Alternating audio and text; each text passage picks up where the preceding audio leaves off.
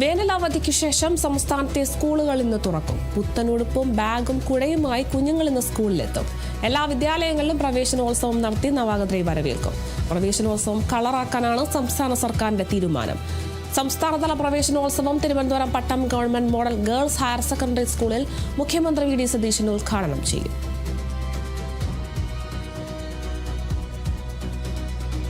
വിവരങ്ങളുമായി അപർണ ചേരുന്നു. അപർണ, ഇപ്പോൾ ഉദ്ഘാടനത്തിന്റെ ഒരുക്കങ്ങളൊക്കെ പൂർത്തിയായോ? കുട്ടികളൊക്കെ വന്നു തുടങ്ങിയിട്ടുണ്ടോ? വിവരങ്ങൾ എങ്ങനെയാണ്? സംസ്ഥാനതല സ്കൂൾ പ്രവേശനോത്സവത്തിന്റെ ഉദ്ഘാടനം നടക്കുന്ന government girls model higher secondary സ്കൂളിലാണ്. ഇവിടെ ഒരുക്കങ്ങളെല്ലാം പൂർത്തിയായി കഴിഞ്ഞിരിക്കുകയാണ്.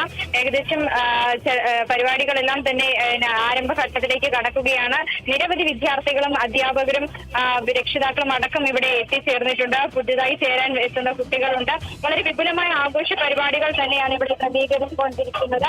അല്പസമയത്തിനകം തന്നെ ഇവിടെ മുഖ്യമന്ത്രി വി ഡി സതീശൻ ഈ ചടങ്ങ് ഉദ്ഘാടനം ചെയ്യും. കൂടാതെ തന്നെ പൊതുവിദ്യാഭ്യാസ മന്ത്രി എൻ ഷംസുദ്ദീൻ, ദേവസ്വം ആരോഗ്യ മന്ത്രി കെ മുരളീധരൻ, കൂടാതെ തന്നെ ഗതാഗത മന്ത്രി സി പി ജോൺ അടക്കമുള്ള പ്രമുഖർ ഇവിടെ എത്തിച്ചേർന്ന് ഈ ചടങ്ങിൽ സംബന്ധിക്കുന്നതായിരിക്കും. കൂടാതെ തന്നെ മറ്റ് രാഷ്ട്രീയ സാമൂഹ്യ മേഖലയിലുള്ള മറ്റ് പ്രമുഖരും ഈ ചടങ്ങിൽ പങ്കെടുക്കും. നിരവധി കുട്ടികളാണ് ഇന്നിവിടെ എത്തിച്ചേർന്നിരിക്കുന്നത്. വളരെ വിപുലമായി തന്നെയാണ് ഇവിടെ പരിപാടി ക്രമീകരിച്ചിരിക്കുന്നത്. കൂടാതെ തന്നെ ആദ്യ സർക്കാരിന്റെ ആദ്യ പ്രവേശനോത്സവമാണ്. അത് അതിഗംഭീരമായി തന്നെയാണ് ഇവിടെ പുരോഗമിച്ചുകൊണ്ടിരിക്കുന്നത്.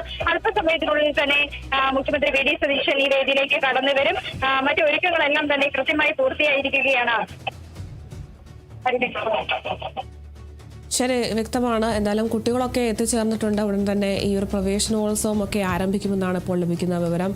എന്തായാലും സംസ്ഥാന സർക്കാർ ഈ ഒരു പ്രവേശനോത്സവം കളറാക്കാൻ തന്നെയാണ് തീരുമാനം. സംസ്ഥാനതല പ്രവേശനോത്സവം Thiruvananthapuram Pattom government model girls higher secondary സ്കൂളിൽ മുഖ്യമന്ത്രി വി ഡി സതീശനാണ് ഉദ്ഘാടനം ചെയ്യുന്നത്. കൂടുതൽ വിവരങ്ങൾ നൽകിയത് അപർണ കേസാണ്.